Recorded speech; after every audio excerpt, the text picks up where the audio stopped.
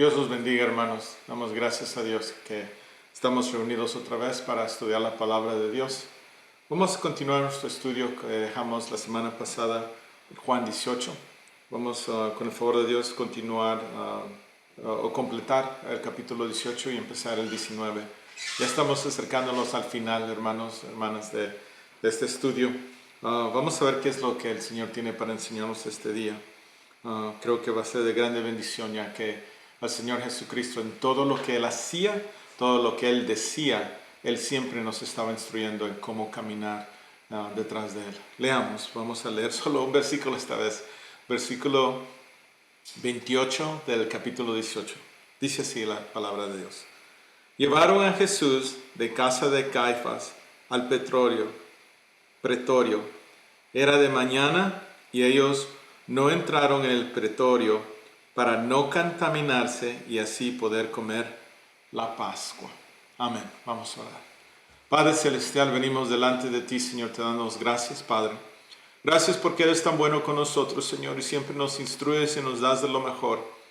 Oh Padre Celestial, ayúdanos a aprender y entender lo que tú quieres para nosotros. Que no seamos hombres y mujeres que pensamos que con las apariencias y con las acciones, rituales y tradiciones de hombre te placemos.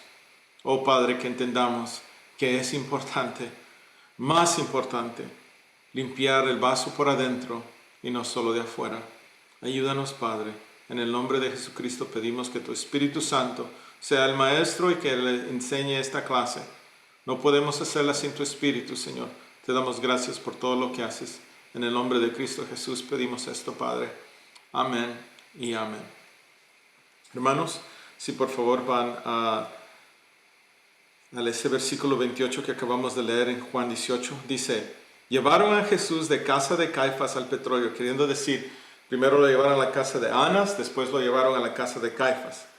Y allí lo llevan al pretorio. El pretorio era un lugar, se podría decir, el cuartel general en Jerusalén. Estaba, se podría decir, una fortaleza que había estado establecida, un lugar donde estaban el ejército o parte del ejército romano que estaba responsable por la ciudad de Jerusalén y estaba allí al lado del templo.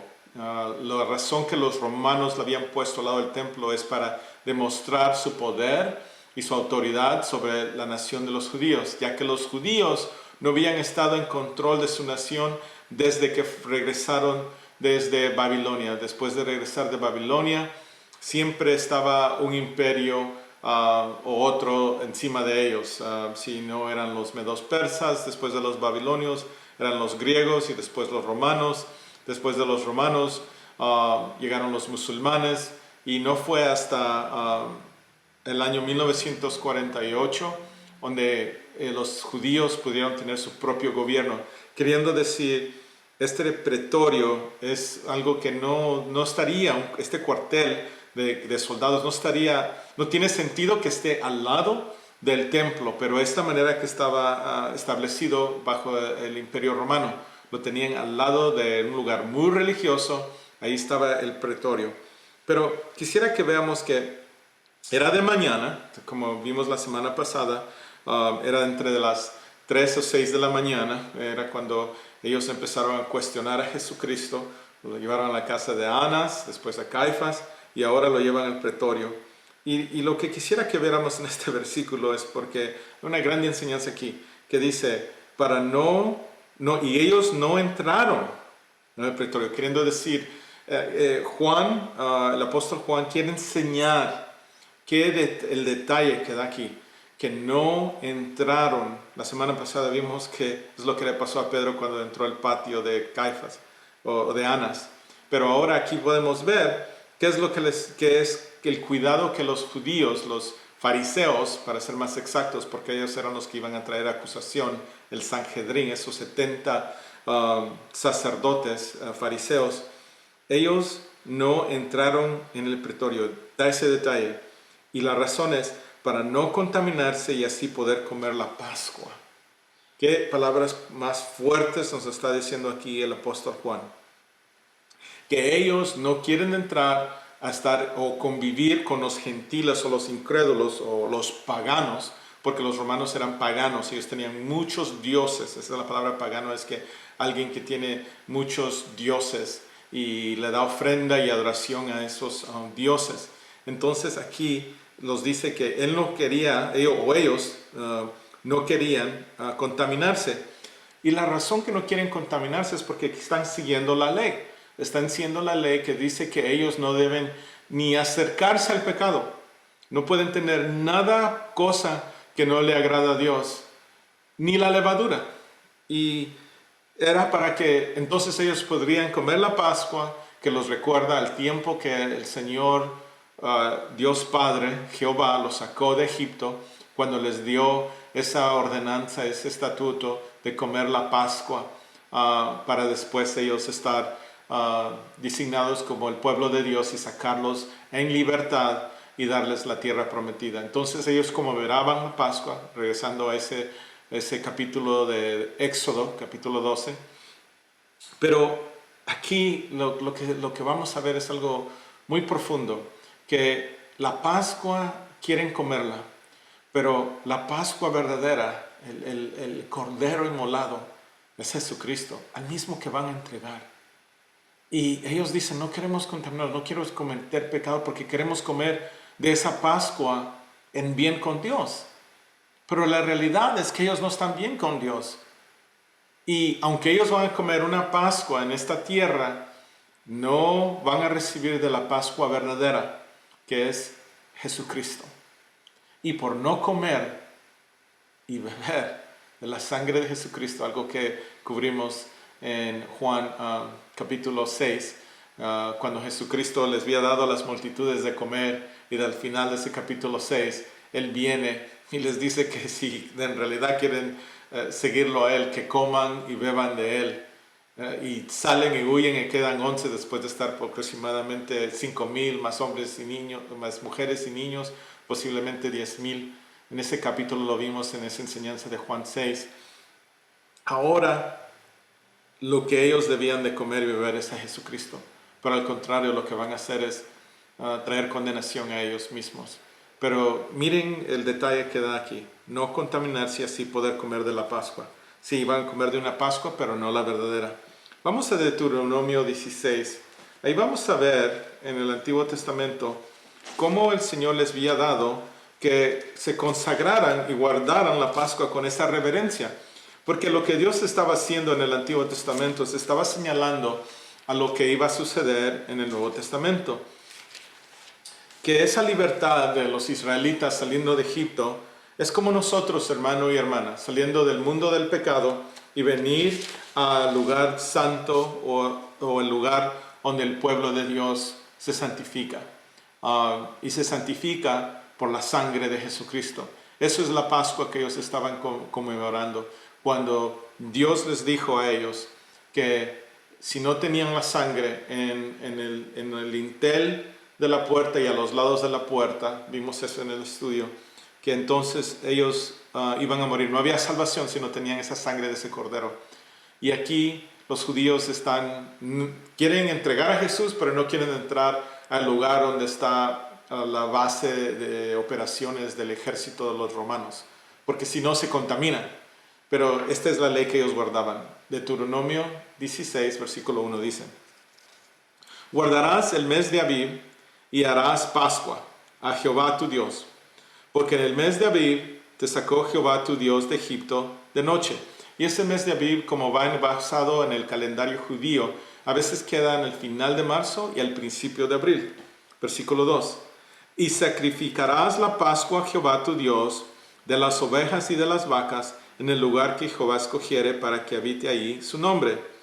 No comerás con ella pan con levadura. Miren el detalle que Dios les da a su pueblo, que no pueden ni comer levadura, porque la levadura representa el pecado o algo que es aumentado, algo que es afuera de lo que Dios ha creado. Porque la levadura lo que hace es abunda el pan para que tenga más expansión, pero a la misma vez lo llena de aire, es vacío, es un pan vacío. Entre más levadura tiene, más vacío es ese pan. Entre menos levadura, más consistencia tiene, más íntegro, más puro, más verdadero. Otra vez, 16:3. No comerás con ella pan con levadura, 7 días comerás con ella pan sin levadura, pan de aflicción. Noten ahí que usa este término Dios, pan de aflicción. Este mismo pan representaba el sufrimiento de Cristo. Porque aprisa saliste de la tierra de Egipto, para que todos los días de tu vida te acuerdes del día en que saliste de la tierra de Egipto. Y no se verá la levadura contigo en todo tu territorio por 7 días, y de la carne que matares en la tarde del primer día no quedará hasta la mañana. Entonces lo que ha sucedido es, el día de preparación es el día que Jesucristo ha sido arrestado. Ha sido arrestado el día de preparación, porque este es el día que están haciendo todos los preparativos para comer la Pascua. Entonces, esa tarde ellos van a comer, dice, y de la carne que matares en la tarde del primer día. Entonces, el primer día de la Pascua, ellos van a comer. Entonces, esa tarde ellos van a comer del cordero. Pero aquí es lo que está pasando. A la misma vez, ellos están entregando a Jesucristo para que sea crucificado y Él muera, sea inmolado por los azotes de los romanos. Y a la misma hora que ellos están celebrando la Pascua, es cuando Jesucristo está muriendo. Entonces, en la cruz.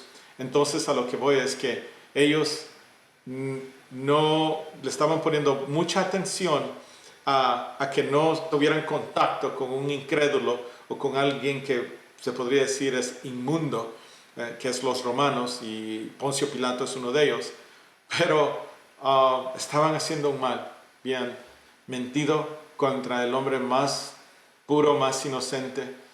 Estaban pidiéndole a Poncio Pilato, eso es lo que vamos a leer, que lo matara. Vamos a Isaías 1. Este es un problema que yo digo que la iglesia, y así como el pueblo de Israel, siempre ha tenido. El problema es que nosotros buscamos hacer ritos, obras muertas, obras que la ley los indica, pero aunque hagamos todas esas obras y digamos que estamos haciendo todo lo que le agrada a Dios, en realidad la única manera que podemos agradar a Dios es que si tenemos a su Espíritu Santo, y de adentro, como habla en el libro de Jeremías y en Ezequiel, que Él viene y rocea una agua pura y limpia, que ahora nos da un nuevo corazón, que ya no es un corazón, ya no es de piedra, sino que ahora es de carne. Cuando Él viene y los limpia con su precioso Espíritu Santo, y ahora podemos agradar a Dios en lo interior y no con lo de afuera. Porque muchas veces creo que nosotros, dije la iglesia hoy día, hermanos, tal vez ustedes lo pueden examinar, ustedes pueden dar testimonio de esto. ¿Cuántas veces ven que hay muchas personas que solo van a la iglesia el domingo y piensan que con visitar la iglesia el domingo es tener comunión con el Señor? Y hermano, hermana, eso es algo religioso. Nosotros en el Nuevo Testamento somos llamados a tener una intimidad, comunión con el Hijo de Dios y su Espíritu Santo diariamente. Entonces quiere decir, si se pudiera, nosotros debíamos estar en la iglesia alabando, adorando a nuestro Señor todos los días. En el Antiguo Testamento eran 6 días de trabajo y un día de alabanza y adoración a Dios. Pero en el Nuevo Testamento nosotros pertenecemos a Dios. Él nos ha comprado con su sangre preciosa. Entonces lo que le importa a Dios es que nosotros estemos con una comunión continua con Él. Y si digamos que alguien no tiene iglesia, no está cerca de una iglesia, está bien, pero puede tomar la palabra de Dios, y hoy tenemos acceso a tanta palabra por las redes sociales, la internet, donde podemos leer continuamente la palabra para que nos lave. Y la razón que estoy hablando de esto es porque es muy importante que veamos que el contaminarse, lo que ellos no querían, los fariseos, es algo que nosotros como cristianos hacemos continuamente. Los estamos contaminando todo el tiempo porque estamos teniendo esa comunión con el mundo. Y a veces nuestra relación con el mundo y con el enemigo de nuestras almas, Satanás, es mejor que nuestra relación que con Jesucristo. Veamos aquí cómo Dios lo describe en Isaías capítulo 1, versículo 10. Dice: príncipes de Sodoma, oíd la palabra de Jehová, escuchad la ley de nuestro Dios, pueblo de Gomorra. Noten qué palabras fuertes le dice al pueblo de los israelitas. Para que me sirve, dice Jehová, la multitud de vuestros sacrificios, hastiado estoy de holocaustos, de carneros y de cebo de animales gordos. No quiero sangre de bueyes, ni de ovejas, ni de machos cabríos. Yo sé que hoy día en el Nuevo Testamento nosotros no llevamos animales, bueyes y cabríos a la iglesia, pero sí llevamos nuestras ofrendas y nuestros diezmos, hermanos. Y a veces nosotros, en nuestra ceguedad espiritual, pensamos que con hacer eso ya estamos bien con Dios. No los equivoquemos. Dios quiere más que eso, porque nos ha comprado a todos nosotros. Todo el dinero que nosotros recibimos le pertenece a Dios, no le pertenece a nosotros, pero nosotros todavía estamos confundidos en esto. Versículo 12. ¿Quién demanda esto de vuestras manos? Cuando venís a presentaros delante de mí para hollar mis atrios, no me traigas más vana ofrenda. El incenso me es abominación, luna nueva y día de reposo. El convocar asambleas no lo puedo sufrir. Son iniquidad vuestras fiestas solemnes. Ese versículo nos explica lo que estaba hablando Juan en ese versículo 28 de Juan 18. Que ellos querían guardar o querían estar limpios de conciencia que podían comer la Pascua. Aquí lo dice, son iniquidad vuestras fiestas solemnes. Queriendo decir, el alimento que esos fariseos que entregaron a Jesucristo iban a comer es una iniquidad para Dios. Vuestras lunas nuevas y vuestras fiestas solemnes las tienen aborrecidas mi alma. Noten qué fuerte habla Dios. Me son gravosas, cansado estoy de soportarlas. Cuando extendías vuestras manos, yo esconderé de vosotros mis ojos. Noten aquí cómo Dios odia la religiosidad. Cuando viene un pecador arrepentido, sea esa mujer que fue descubrida en adulterio en Juan 8, Dios no dice estas palabras, sino que como le dijo Jesucristo, le dice, no eres condenada, ve y no peques más. Pero noten aquí las palabras que usa con la gente religiosa Dios. Cuando extendáis vuestras manos, yo esconderé de vosotros mis ojos. Asimismo, cuando multipliquéis la oración, yo no oiré. Llenas están de sangre vuestras manos. Aquí está cumpliendo la palabra profética, lo que estaba sucediendo en Juan 18. Lavaos y limpiaos, quitad la iniquidad de vuestras obras de delante de mis ojos. Dejad de hacer lo malo. Noten lo que Dios quiere. Para Dios es mejor que no demos diezmo, que no demos ofrenda, que no estemos sirviendo de ministros, que no estemos en muchas cosas.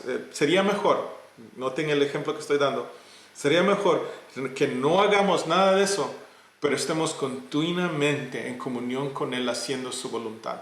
Y si tenemos esa comunión con Él y su Espíritu Santo, hermano o hermana, lo que sucede es que viene lo demás. Vamos a querer ir al templo, vamos a querer ir a la iglesia, vamos a querer ir a alabar al Señor y adorarlo, porque la comunión y la fe en eso produce las obras de fe.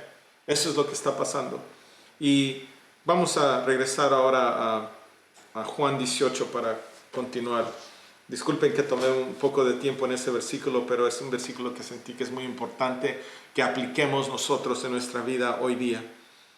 Versículo 29, capítulo 18. Entonces salió Pilato a ellos y les dijo, ¿qué acusación traéis contra este hombre? Respondieron y le dijeron, si este no fuera malhechor, no te lo habríamos entregado. Entonces les dijo Pilato, tomadle vosotros y juzgadle según vuestra ley. Y los judíos le dijeron, a nosotros no nos está permitido dar muerte a nadie. ¿Cómo el Señor aquí está siendo entregado a este hombre Pilato que en realidad él no quiere hacer esto? No quiere, piensa que es un evento o algo familiar, algo entre los judíos. ¿Para qué me involucran a mí? Versículo 32. Para que se cumpliese la palabra que Jesús había dicho, dando a entender de qué muerte iba a morir. ¿Por qué está escrito este versículo 32? Vamos a Juan 12, por favor. Lo que está pasando es que los fariseos, los judíos, están tratando de entregar al Señor a que sea muerto, que sea crucificado. Porque la manera que los romanos practicaban la muerte de alguien que es criminal o que es un malhechor es la cruz. Esa es la manera que ellos castigaban y daban esa sentencia de muerte. No como hoy día que posiblemente haya alguien malo que le den una inyección y con esa inyección muere en paz, dormido. Hace años atrás usaban la silla eléctrica. No, los romanos usaron el castigo más fuerte, más horrendo que creo que ha existido, y es morir en una cruz. Porque no solo era desnudarlo al hombre, no solo era golpearlo antes de ponerlo en la cruz para que estuviera en dolor, que sangrara en esa cruz. Todas esas cosas están pasando. Colgado de los brazos abiertos, soportándose con los pies hasta que las piernas se cansen, que quitaba la respiración, que cansaba los pies al punto que si se soltaban de los pies, entonces todo el peso caía en los brazos y entonces no podían respirar. Todas esas son las cosas que ellos habían meditado, cómo hacer a alguien sufrir, y también las heridas en las manos y los pies, para que cualquier parte que busque confort a ese malhechor o ese criminal no encuentre confort. En todo duele, todo. A Jesucristo le hicieron todo esto y Él pagó esto por nosotros, pero también le pusieron una corona de espinas que le estaba molestando en su cabeza, que le estaba sacando sangre a su cabeza, a su frente. Sí, hermano o hermana, es algo horrendo, pero eso es lo que están pidiendo los judíos. Y Jesucristo ya lo había dicho, ya lo había profetizado. Por eso ese versículo 32 dice, dando a entender la muerte que iba a morir. Aquí en Juan 12, 31 al 33 dice, palabras de Jesucristo: ahora es el juicio de este mundo, ahora el príncipe de este mundo será echado afuera. Noten que este versículo 31, Jesucristo lo dice antes de que dice lo siguiente, y es muy importante, voy a regresar a esto. Y yo, si fuere levantado de la tierra, ¿se recuerdan que vimos esto cuando lo estudiamos Juan 12? Que Jesucristo es levantado de la tierra en la cruz, porque eso es la manera de los romanos, lo alzaban el cuerpo, lo alzaban, lo levantaban de la tierra, y es lo que Cristo está aquí profetizando. Y a todos atraeré así a mí mismo. ¿Se recuerda que vimos el estudio de la serpiente de bronce que Moisés levantó en el desierto? Versículo 33 aquí, se repite casi exactamente el versículo 18-32. Y decía esto dando a entender de qué muerte iba a morir. ¿Por qué dice el versículo 30? Porque cuando el Señor Jesucristo dio su vida por nosotros en esa cruz y entregó su alma a ser separado de Dios, lo que Él estaba haciendo es, estaba trayendo juicio, disculpe, versículo 31, estaba trayendo juicio a este mundo, porque el príncipe de este mundo será echado afuera. Si el Señor Jesucristo no muere en esa cruz, nosotros no tenemos la oportunidad de vencer a la muerte y a Satanás. Pero cuando Jesucristo hizo eso, cuando Él fue obediente hasta morir en una cruz y se humilló de esa manera, en obediencia a la voluntad del Padre, Él vino y trajo juicio a este mundo, y el príncipe de este mundo es echado afuera. Por eso habla esas palabras. Entonces, lo que están haciendo los fariseos, regresando a Juan 18, y le dicen, tomadle vosotros, le dice Pilato a ellos, y juzgadle según vuestra ley. Y los judíos le dijeron, versículo 18-31, a nosotros no nos está permitido dar muerte a nadie. Queriendo decir, sí, los judíos, como estaban bajo la autoridad de los romanos, ellos no podían hacer una condenación o un juicio de muerte a alguien. Solo los romanos podían hacer eso. Solo ellos podían condenar a un hombre a muerte. Bueno, continuemos aquí en el versículo 33, 18-33. Entonces Pilato volvió a entrar en el pretorio y llamó a Jesús y le dijo, ¿eres tú el rey de los judíos? Jesús le respondió, ¿dices tú esto por ti mismo o te lo han dicho otros de mí? Noten aquí cómo Jesucristo quiere tener este diálogo con Pilato. Pilato le respondió, ¿soy yo acaso judío? Tu nación y los principales sacerdotes te han entregado a mí. ¿Qué has hecho?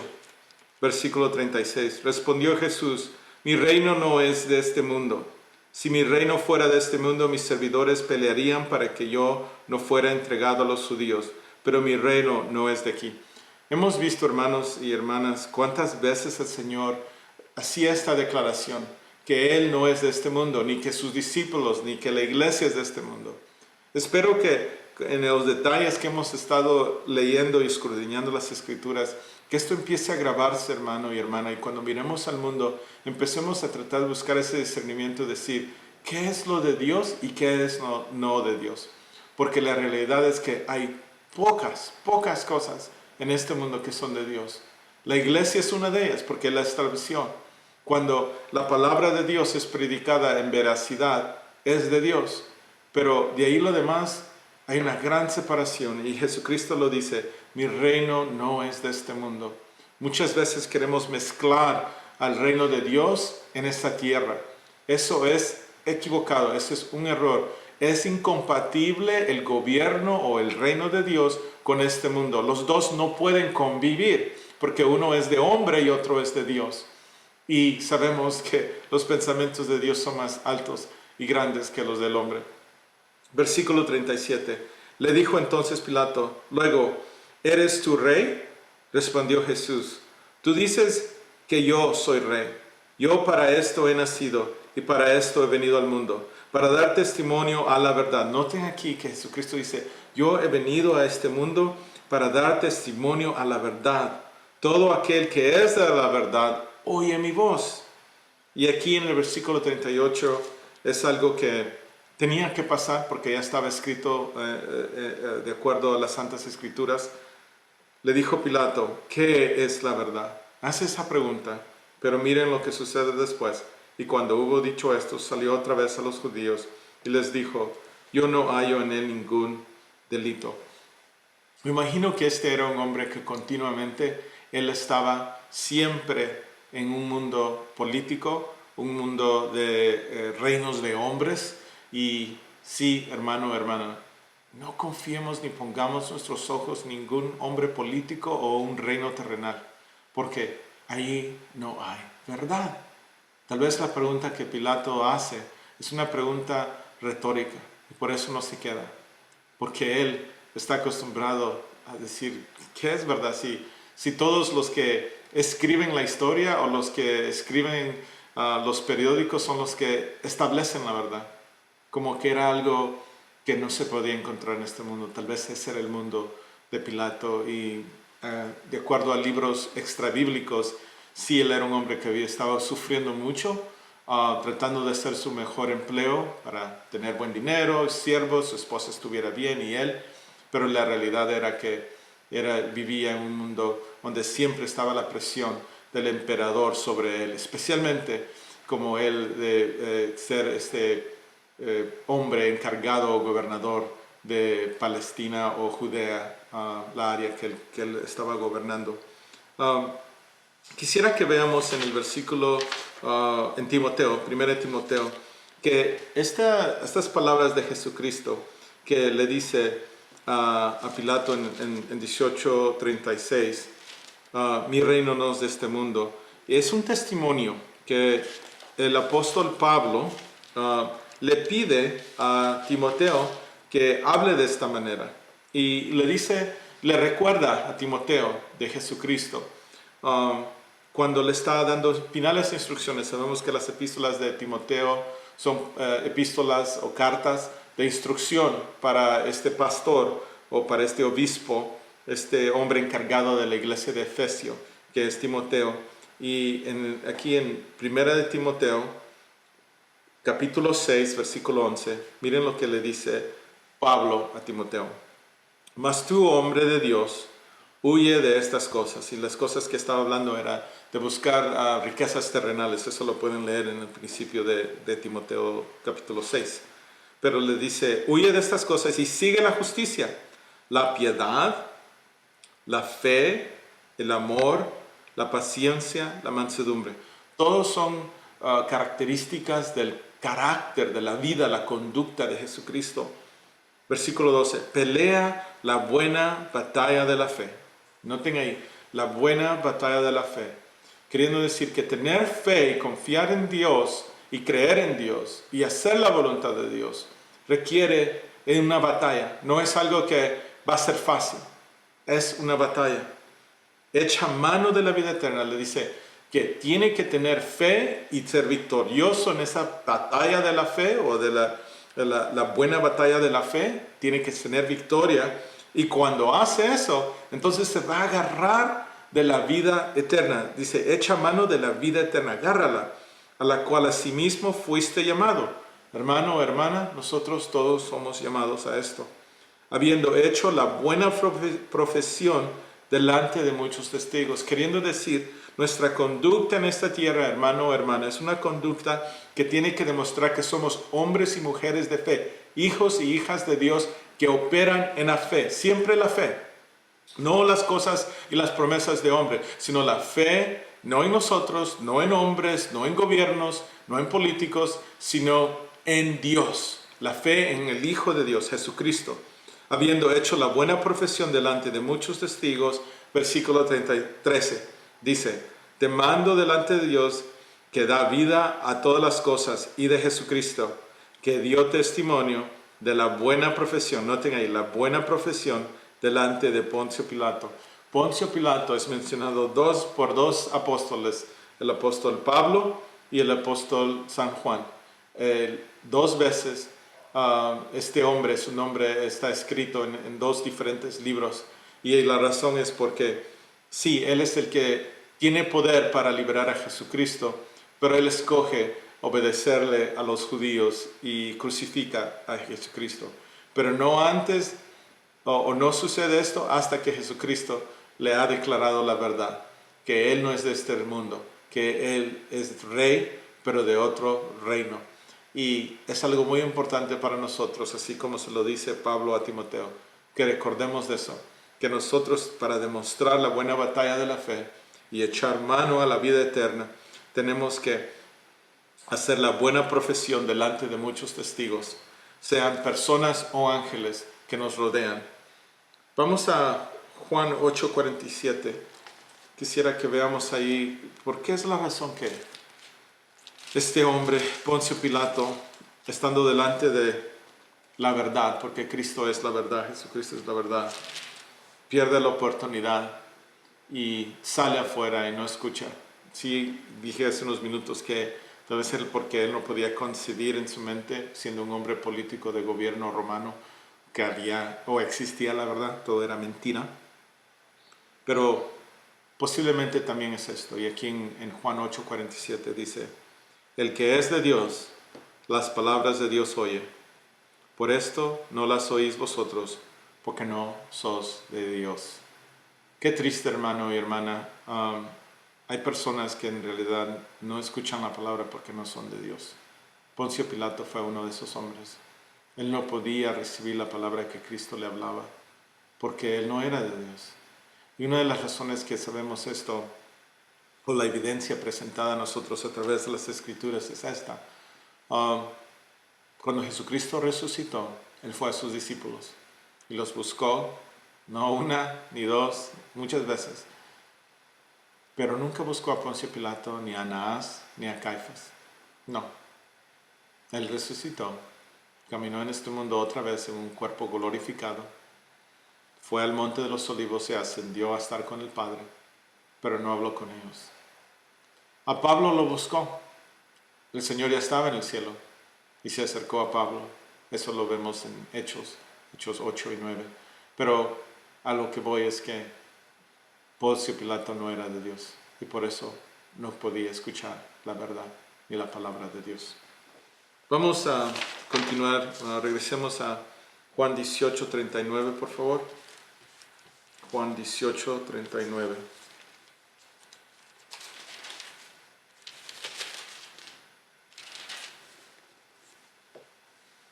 Aquí nos dice en 18:39,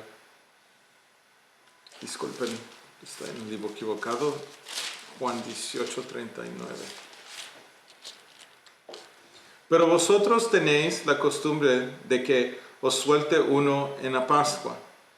¿Queréis pues que os suelte al rey de los judíos? Noten que Poncio Pilato había estado teniendo este juego con Jesucristo de si era rey o no rey. Pero noten aquí que él tiene la oportunidad, dice, porque vosotros tenéis la costumbre de que os suelte uno en la Pascua. Y vamos a ver un poco más detalle de este versículo 18:39. Pero noten que usa otra vez ese término, que os suelte al rey de los judíos. Tal vez posiblemente estaba haciendo, como se dice, una burla aquí a Jesús. Entonces todos dieron voces de nuevo, diciendo, no a este, sino a Barrabás. Y Barrabás era ladrón. Así que entonces tomó Pilato a Jesús y le azotó. Y los soldados entregieron una corona de espinas y la pusieron sobre su cabeza y le vistieron con un manto de púrpura y le decían, salve, rey de los judíos, y le daban de bofetadas. Entonces Pilato salió otra vez y les dijo, mirad, os los traigo afuera para que entendáis que ninguno delito hallo en él. Y salió Jesús llevando la corona de espinas y el manto de púrpura, y Pilato les dijo, he aquí el hombre. Noten aquí no le dice rey, sino que el hombre. Cuando le vieron los principales sacerdotes y los alguaciles dieron voces diciendo, crucifíjale, crucifíjale. Pilato les dijo, tomadle vosotros y crucificadle, porque yo no hallo delito en él. Noten que ya van varias veces que él dice que no haya delito en Jesús. Pero entonces, ¿por qué quiere hacer esto? Los judíos le respondieron, nosotros tenemos una ley, y según nuestra ley debe morir, porque se hizo a sí mismo hijo de Dios. Cuando Pilato oyó decir esto, tuvo más miedo. Aquí Pilato está en una situación muy difícil. Está, como se dice, entre la espada y la pared. Él tal vez no se siente que hay suficiente evidencia para crucificar a Jesucristo, pero a la misma vez él tiene temor a estos hombres. Pero también creo que hay otras cosas que lo están afectando y él está tratando, si alguien dice, sí, tal vez él no es de Dios, pero estaba intentando vez tras vez él de no hacer un mal en el pueblo judío, no por quedar mal con Dios. Lo que él no quería es que hubiera una rebelión, que hubiera disturbios en esa parte donde él gobernaba. Eso es lo que él quería. Él estaba buscando cómo preservarse. Por eso aquí dice, cuando yo decir esto, tuvo más miedo. Porque si habían personas que creían que él es el Hijo de Dios, él automáticamente calculaba y decía, ¿qué va a pasar? Si lo hago o no lo hago, quedo mal. De todas maneras, caigo mal. Entonces, vamos a ver aquí en Mateo 27, por favor. ¿Por qué es que en ese versículo 38 o 39, que dice, pero vosotros tenéis la costumbre que os suelte uno en la Pascua? Otra vez entrando los ritos y las maneras que introducen los hombres y los fariseos y los judíos habían introducido esta costumbre, que no está en Escritura, no está en el Antiguo Testamento, nunca se lee esto. Pero lo que va a pasar es esto. Él les presenta, porque no quiere quedar mal con los que creen en Jesús, porque me imagino que él sabía que hay personas que creían en Jesús, que era profeta y que era el Hijo de Dios. Entonces les da a escoger. ¿Quieres Barrabás que muera? Porque ya estaba destinado a eso. No sé si alguna vez hemos meditado, hermanos, que habían 3 cruces. Las 3 cruces eran para 3 malhechores. 2 de ellos sí pagaron su precio y murieron en esa cruz. Uno de ellos, Jesucristo, no era malhechor ni era criminal, pero él tomó el lugar de un criminal, de un hombre que ya habían hecho la cruz para ese hombre. Ese hombre se llama Barrabás. ¿Quién es este hombre Barrabás? Es una de las preguntas más profundas que podemos hacer, pero muy fácil y muy directo podemos decir esto. ¿Nosotros estamos limpios de pecado? ¿Nosotros hemos hecho bien toda nuestra vida?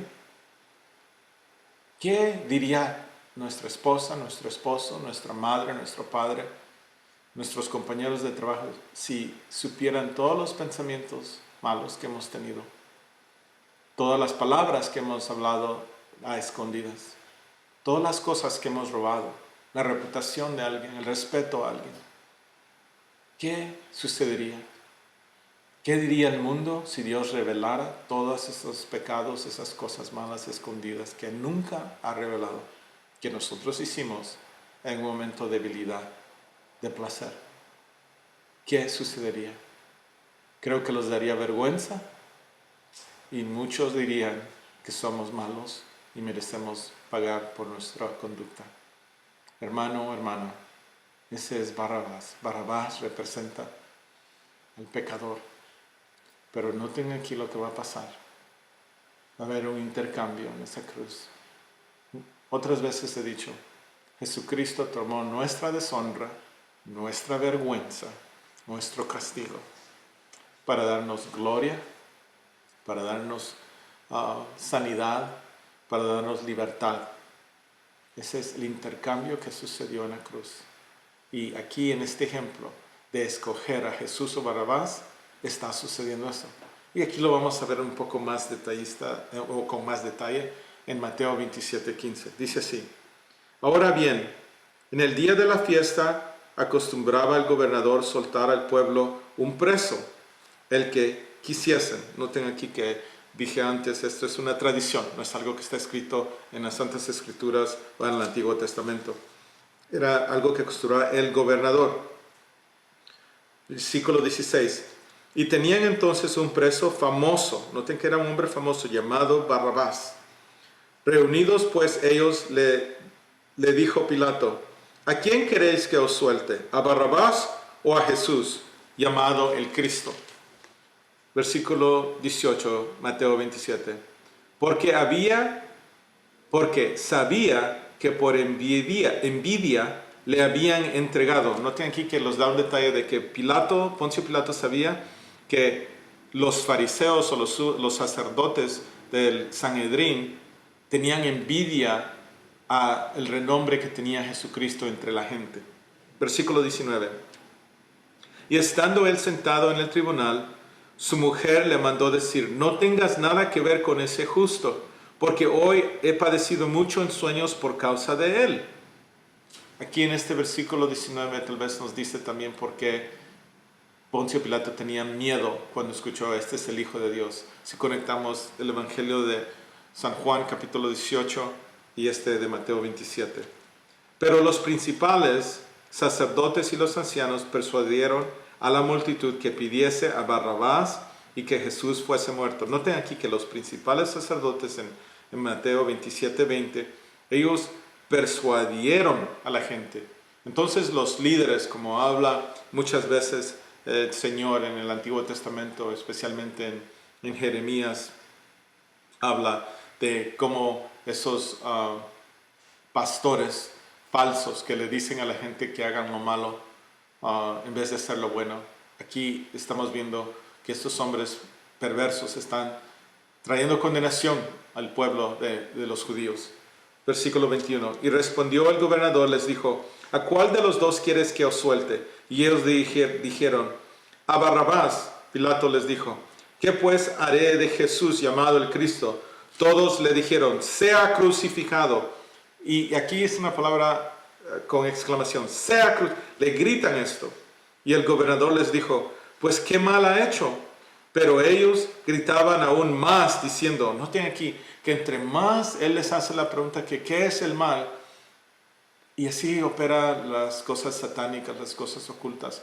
Entre más uno dice, si he dicho mal, ¿por qué me bofeteas? Dime qué es lo que he hecho mal.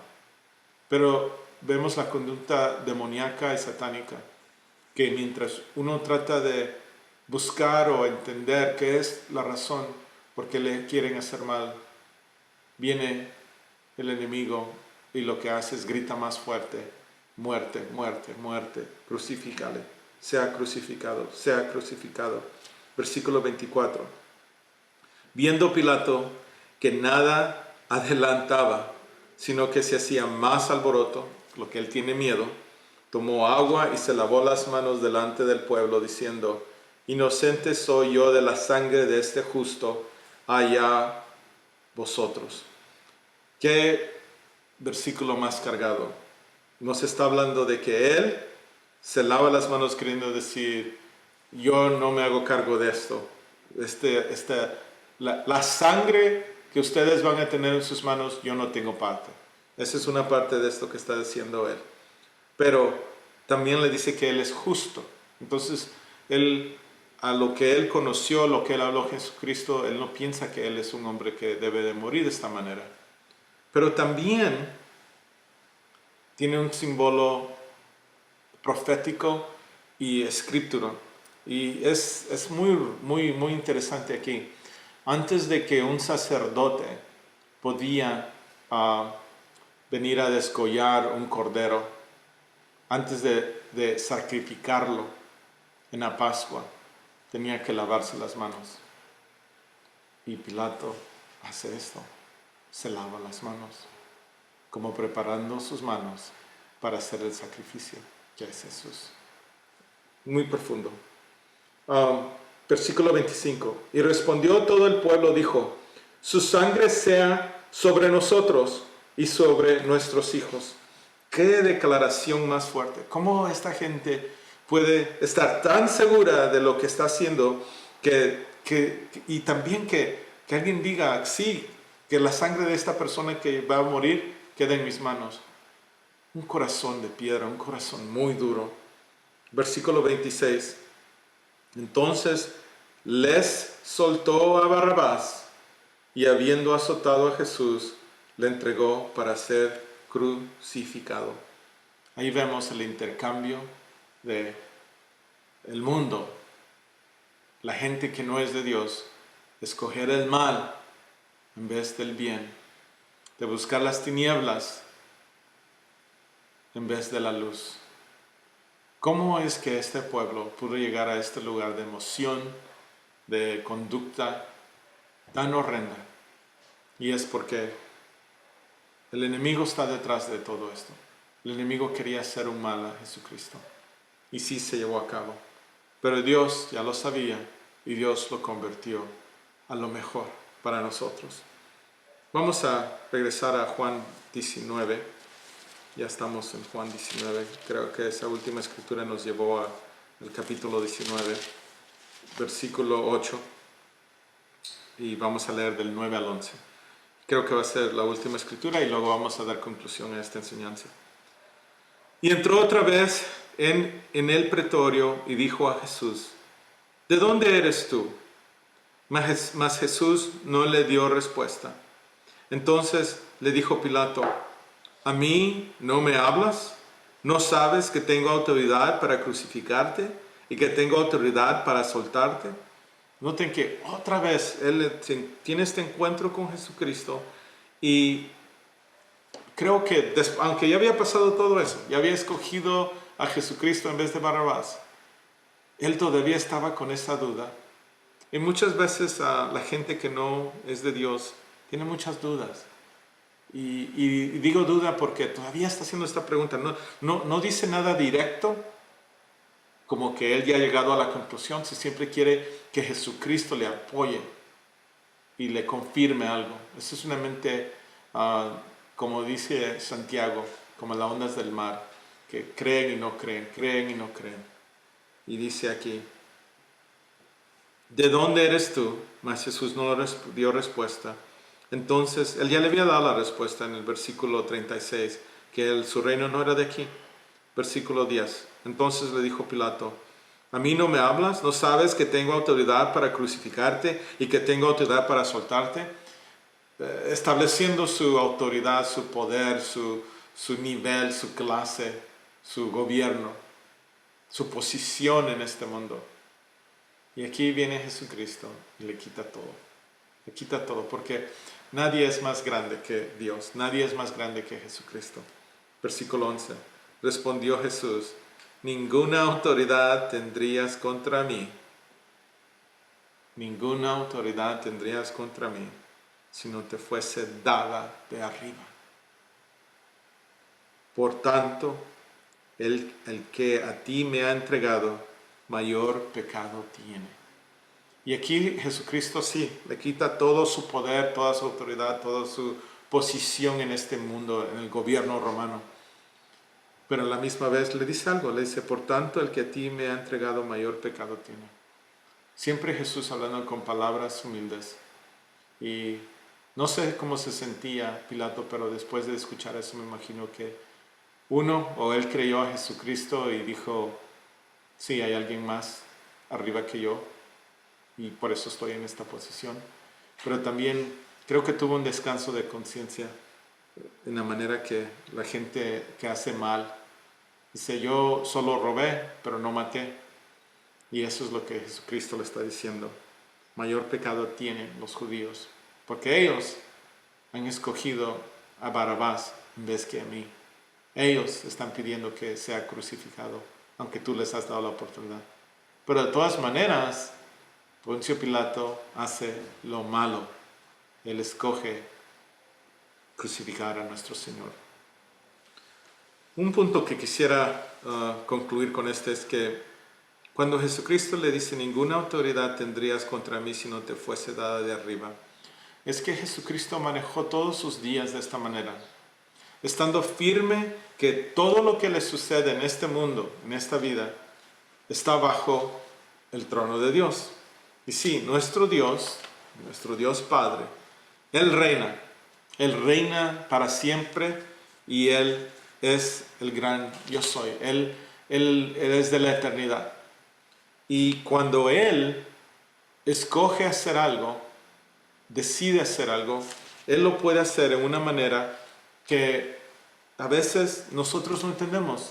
Creo que hemos cubrido esto en otras enseñanzas, que nuestro conocimiento y nuestra mente es limitada y solo Dios es el que tiene la sabiduría para poder enseñarnos a nosotros qué es tener dominio sobre este universo, que Él nos dice la manera que Él maneja este universo. Y cuando Poncio Pilato recibe esas palabras de Jesucristo, que Él no tiene la autoridad, sino que alguien de arriba le ha dado esa autoridad. Eso es algo que nosotros debemos de recordar siempre. Que no importa si nosotros vivimos en una casa, en una buena vecindad, es que Dios nos lo ha dado. Vivimos en una casa donde es una vecindad no muy bonita, Dios nos ha dado. Tenemos buen trabajo, Dios nos ha dado. Dios nos ha dado un trabajo que no es bueno. Toda nuestra vida, todo lo que nosotros estamos pasando, hermano o hermanas, sean los hermanos en la iglesia, los hermanos que no están en la iglesia, las familias que están en el Señor, todo está bajo la autoridad y el trono de Dios. Y las Escrituras nos enseñan esto. Dios Padre lo había dicho desde el principio. Vamos a terminar con este ejemplo. Jeremías 27:5 dice así: yo hice la tierra, el hombre y las bestias que están sobre la faz de la tierra, con mi gran poder y con mi brazo extendido, y la di a quien yo quise. Y ahora yo he puesto todas estas tierras en mano de Nabucodonosor, rey de Babilonia, mi siervo. Noten ahí cómo Dios establece en estas escrituras, en esta palabra profética del profeta Jeremías, que Él hizo la tierra, Él hizo el hombre, Él hizo las... Sí, hermanos, Él creó a Satanás. No para que fuera Satanás, pero Él lo creó como un querubín, un arcángel en los cielos. Él ha hecho todo esto, pero todo con propósito. Y aquí, en el versículo 6, y ahora yo he puesto todas estas tierras en manos de Nabucodonosor, rey de Babilonia, mi siervo. Noten que dice que ese rey perverso, pagano, un hombre perverso y pagano, que no creía y no temía a Dios, es el siervo de Dios. Porque Él está en esa autoridad. Eso es lo que Jesucristo le quería decir. Aunque tú eres un gobernador del imperio romano, estás ahí porque Dios lo permite. Y aún las bestias del campo le he dado para que les sirvan. Versículo 7. Y todas las naciones le servirán a Él, a su hijo y al hijo de su hijo, hasta que venga también el tiempo de su misma tierra y la reduzcan a servidumbre muchas naciones y grandes reyes. Queriendo decir, sí, le iba a dar una bendición a Nabucodonosor, a su hijo y al hijo, pero después lo iba a quitar. ¿Quién es el que hace todo esto? ¿Quién hace montañas y mueve montañas? ¿Quién levanta hombres y quita hombres? Versículo 8. Y a la nación y al reino que no sirviera a Nabucodonosor, rey de Babilonia, y que no pusiera su cuello debajo del yugo del rey de Babilonia, castigaré a tal nación con espada y con hambre y con pestilencia, dice Jehová, hasta que la acabe yo por su mano. Hermano o hermana, si aplicamos esto hoy día, que dice aquí, que castigaré a tal nación con espada y con hambre, queriendo decir con guerra, con escasez de comida y con pestilencia. ¿Qué es lo que está pasando en este mundo hoy día con muchas naciones del mundo? ¿Y quién es el que lo permite que suceda? Es Dios. Pero lo hace por un propósito, con un propósito. Y el propósito es que nosotros nos arrepentamos y regresemos a Él. Y veamos cómo Dios aquí en estos versículos dice, pero a los que se someten a mi voluntad, aunque sea algo pesado, aunque sea un yugo pesado, ¿qué es lo que sucede? Versículo 9. Y vosotros no prestéis oído a vuestros profetas, ni a vuestros adivinos, ni a vuestros soñadores, ni a vuestros agogueros, ni a vuestros encantadores. Esto es lo que estamos viendo hoy día. Hay tanta gente que tiene tanta opinión y sabe lo que va a suceder y lo que viene. Escuchemos a Dios, que os hablan diciendo, no serviréis al rey de Babilonia. Mucha gente en estos últimos años dice, no hagas esto porque si escoges esto y esto. Hermano o hermana, el Señor Jesucristo viene con su reino pronto. Y no importa lo que hagan los hombres, el Señor Jesucristo viene pronto. Y antes de que Él venga, Él ya lo profetizó. Vendrán guerras, terremotos, huracanes, hambrunas y pestilencias. Versículo 10. Porque ellos os profetizan mentira para hacerlos alejar de vuestra tierra y para que yo os arroje y perezcáis. Versículo 11. Mas a la nación que se sometiere su cuello al yugo del rey de Babilonia y le serviere, la dejaré en su tierra, dice Jehová, y la labrará y morará en ella. Hermano o hermana, el Señor Jesucristo se sometió al yugo del imperio romano. Se sometió al juicio de este hombre Poncio Pilato. Y lo hizo porque él sabía que él tenía ese deber de beber de esa copa de la ira de Dios. Iba a sufrir, iba a estar separado del Padre en esa cruz, pero lo hizo por amor a nosotros. Y por eso aquí nos dice, la dejaré en su tierra, dice Jehová, y la labraré y moraré en ella. Sí, el Señor Jesucristo tuvo que ser obediente al Padre hasta morir en una cruz, poniéndose y sometiéndose a las autoridades y los gobiernos terrenales, porque Él sabía lo que el Padre le estaba pidiendo. Y así nosotros, hermanos y hermanas, vamos a pasar días donde tendremos que estar seguros y firmes que Dios está en el trono. Pero todo lo que Jesucristo ha profetizado que viene en los últimos días, toda esa epístola, todo ese libro de Apocalipsis o Revelación, es lo que va a suceder. No lo podemos cambiar. Podemos orar que el Señor nos dé fuerza, valentía y gracia para sobrepasar estos días de pestilencia, porque es lo mismo que leímos. Pero no los olvidemos. La venganza es de Dios. Dios está en el trono. Jesucristo está a su diestra. Y toda nuestra esperanza tiene que estar en Él y solamente en Él. Y aprendamos de Él, que Él no es de este mundo, Él es de otro reino. Y nosotros somos sus hijos y hijas. Y somos embajadores, peregrinos. Y un día estaremos pronto con Él, porque Él pronto regresa. Oremos. Padre Celestial, te damos gracias, Señor. Gracias por tu palabra y tu enseñanza, Señor. Que sea tu Espíritu Santo que hace esta palabra viva y eficaz. Ayúdanos, Padre. Ayúdanos a ser esos hijos y hijas que no tienen miedo a dar testimonio de quién eres tú. De que tú eres nuestro Dios y nuestro Rey. que tú eres el que gobierna sobre todas las cosas. Y no importa lo que el hombre haga contra nosotros, no importa qué enfermedad venga con nosotros. Sabemos que si estamos en ti, con ti, en tu Espíritu Santo, llenos de tu Espíritu Santo, con esa comunión de tu Espíritu Santo, si estamos comiendo y bebiendo de la sangre de Cristo, Dios, tú nos darás la vida eterna. Oh Señor, danos fuerzas para pelear la buena batalla de fe. Aumenta nuestra fe. Ayúdanos, Señor. En el nombre poderoso de Cristo Jesús pedimos esto. Amén y amén. Muchas gracias, hermanos, por estar con nosotros. Que Dios os bendiga. Hasta la próxima, con el favor de Dios.